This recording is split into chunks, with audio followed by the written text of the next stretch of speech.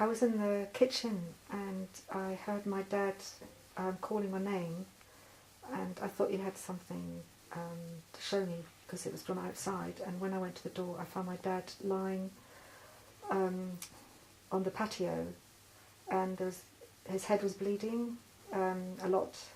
So I ran in the kitchen and got some paper towels, made it into a pad, put it on his head and told him to hold it, and went to call an ambulance. The ambulance lady, she asked me if the patient was breathing and if the patient was conscious. And she took my telephone number and just told me to go back to the patient and the address as well.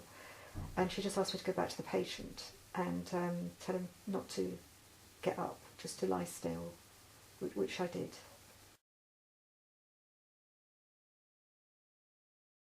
Yes, she was very helpful. She said to me that if the patient deteriorates, to call her back.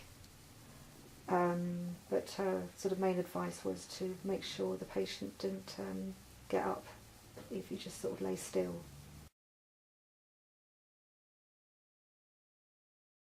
The crew were lovely. They came down the path, and they were actually quite surprised to find the patient outside.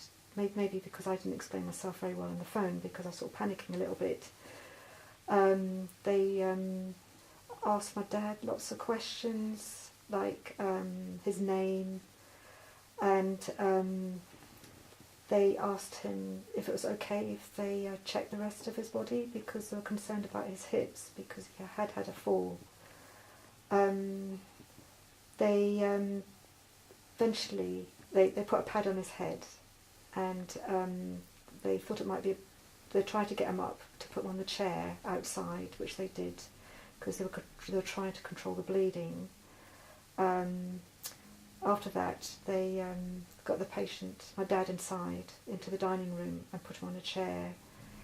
And they were putting a lot of pressure on my dad's head. But when they were doing all this, I just thought the crew was so lovely, because they were sort of making jokes.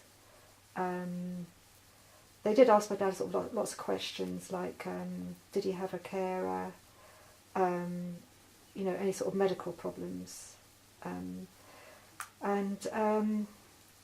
it took a long time. The bleeding took a long time to stop, and they just sort of said to my dad, "We're going to try and get the bleeding to stop, because we're going to try and do this so you don't have to go to hospital." Once the bleeding had stopped, they started to clean it out, but when they were cleaning it out, they were telling my dad exactly what they were doing.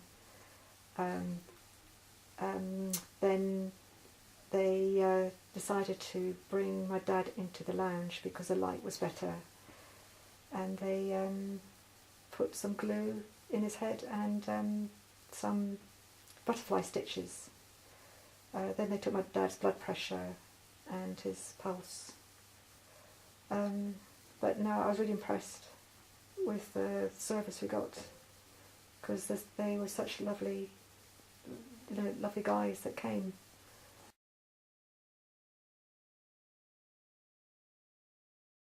I was very happy with it.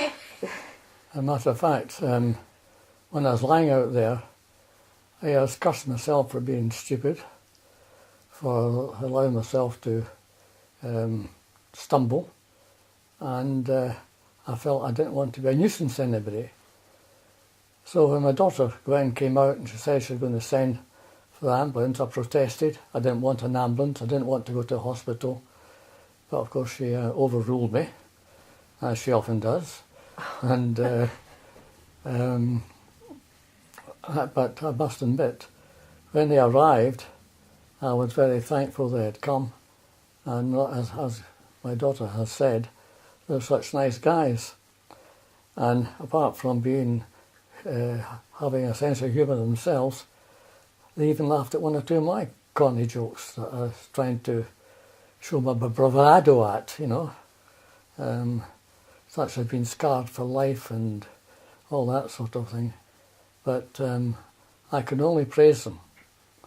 They were so efficient about what they were doing. At the same time, I felt completely confident with their presence. And I can only say how much I'm indebted to them.